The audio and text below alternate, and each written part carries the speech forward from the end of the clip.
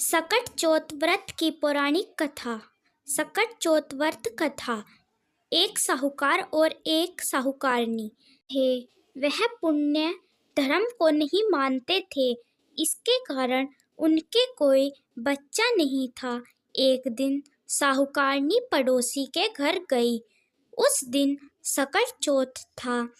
वहां पड़ोसन सकट चौथ की पूजा करके कहानी सुना रही थी। साहूकारनी ने पड़ोसन से पूछा, तुम क्या कर रही हो? तब पड़ोसन बोली कि आज चौथ का व्रत है, इसलिए कहानी सुना रही हूँ। तब साहूकारनी बोली, चौथ का व्रत करने से क्या होता है? तब पड़ोसन बोली, इसे करने से अन्न, धन, सुहाग, पुत्र सब मिलता है। तब साहूकारनी ने कहा, यदि मेरा गर्भ रह जाए तो मैं 1.25 तिलकुट करूंगी और चौथ का व्रत करूंगी। श्री गणेश जी भगवान की कृपा से साहूकारनी के गर्भ रह गया तो वह बोली कि मेरे लड़का हो जाए तो मैं 2.5 तिलकुट करूंगी। कुछ दिन बाद उसके लड़का हो गया तो वह बोली कि हे चौथ भगवान, मेरे बेटे का विवाह हो जाएगा तो मैं 5.25 सेर का तिलकुट करूंगी। कुछ वर्षों बाद उसके बेटे का विवाह तय हो गया और उसका बेटा विवाह करने चला गया, लेकिन उस साहूकारनी ने तिलकुट नहीं किया। इस कारण से चौथ देव क्रोधित हो गए और उन्होंने फेरों से उसके बेटे को उठाकर पीपल के पेड़ पर बैठा दिया।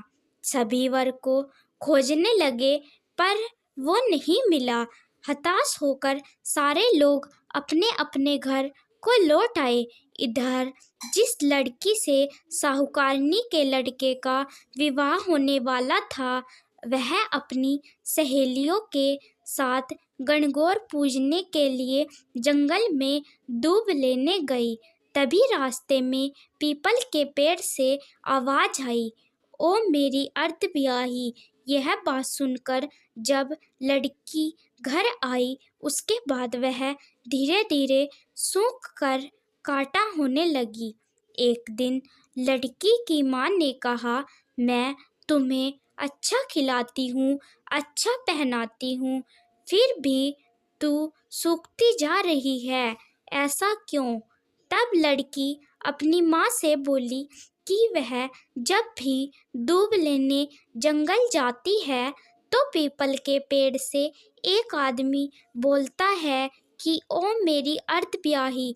उसने मेहंदी लगा रखी थी और सेहरा भी बांध रखा है। तब उसकी माँ ने पीपल के पेड़ के पास जाकर देखा, यह तो उसका जमाई ही है। तब उसकी माँ ने जमाई से कहा, यहाँ क्यों बैठे हो?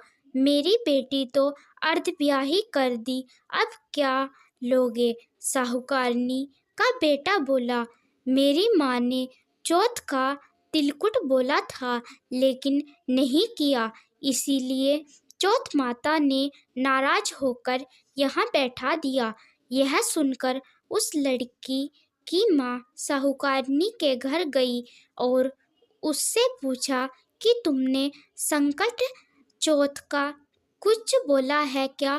तब साहूकारनी बोली, तिलकुट बोला था।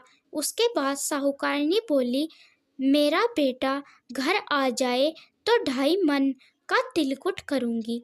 इससे श्री गणेश भगवान प्रसन्न हो गए और उसके बेटे को फेरों में लाकर बैठा दिया। बेटे का विवाह धूमधाम से हो गया। जब साहूकारनी के बेटा एवं बहू घर आ गए, तब साहूकारनी ने 2.5 मन तिलकुट किया और बोली, हे चौथ देव, आपके आशीर्वाद से मेरा बेटा बहू घर आए हैं, जिससे मैं हमेशा तिलकुट करके व्रत करूंगी। इसके बाद सारे नगरवासियों ने तिलकुट के साथ सकट व्रत करना आरंभ कर दिया। हे सकरचोत, जिस तरह साहूकारनी के बेटे बहू से मिलवाया, वैसे ही हम सबको मिलवाना। इस कथा को कहने और सुनने वालों का भला करना। बोलो सकट चौथ की जय। श्री गणेश भगवान की जय। दोस्तों, आपको ये कहानी अच्छी लगी तो कहानी को एक लाइक और हमारे चैनल को सब्सक्राइब करना ना भूलें और कमेंट बॉक्स में जय श्री गणेशा अवश्य लिखें। धन्यवाद।